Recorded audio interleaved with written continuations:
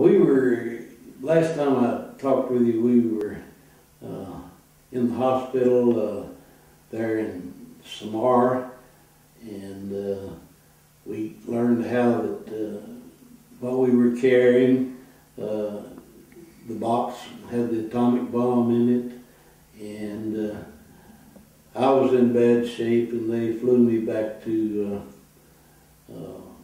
Guam, and I was in the hospital there for a month or two, and the Admiral was presenting Purple Hearts, and I didn't feel like standing in parade, so they brought the Purple Heart to me in my bunk there in the hospital. And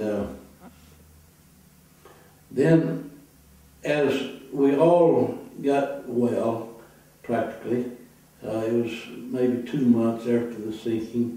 See, we were sunk the 30th day of July at midnight, and picked up on the 3rd of August. And so this was September, October, I don't remember. Anyway, it was getting up 2 or 3 months after we'd been picked up.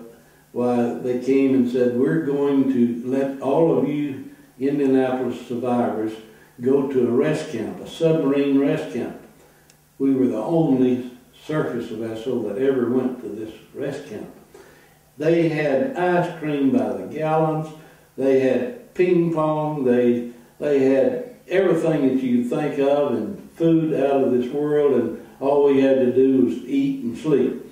And all that was great. And then they came to us one day and said, we're going to ship you back to the States, and you're going to be on this little aircraft carrier and called the Hollandia.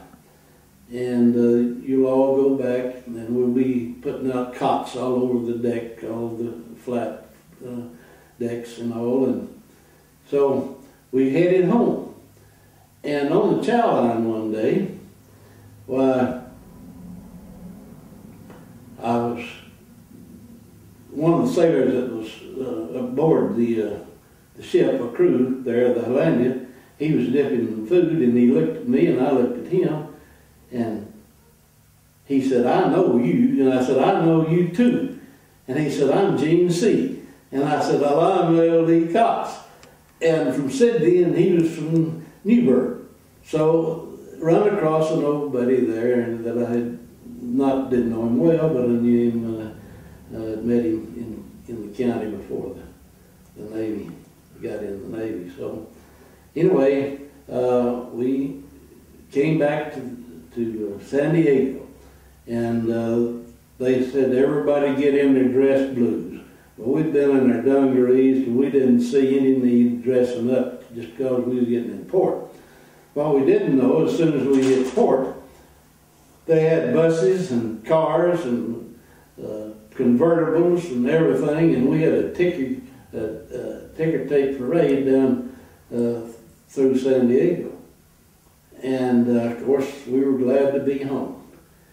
And I was then sent to, of course, I was sent to Norman, Oklahoma, of all places, a Navy base there, and my job was to be as a counselor, to tell the men that were being discharged, give them what benefits and whatever help that the Navy could give as we dismissed.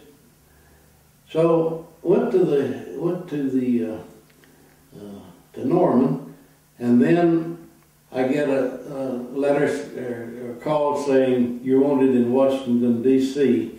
They're going to try the skipper, Captain Charles B. McVeigh, for negligence. And they're going to try him for failure to zigzag and failure to give proper abandoned ship orders. Well, they sent me up to Washington, and I testified and told them, I said I was with him within 3 feet of him when he gave abandoned ship orders. He gave it loud and clear, and everybody that we could yelled abandoned ship, and that's the only thing we could do. Well, they dropped that charge, but they wanted to stick him with something.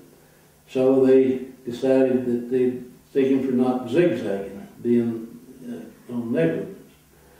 So I'll tell you more in a little bit.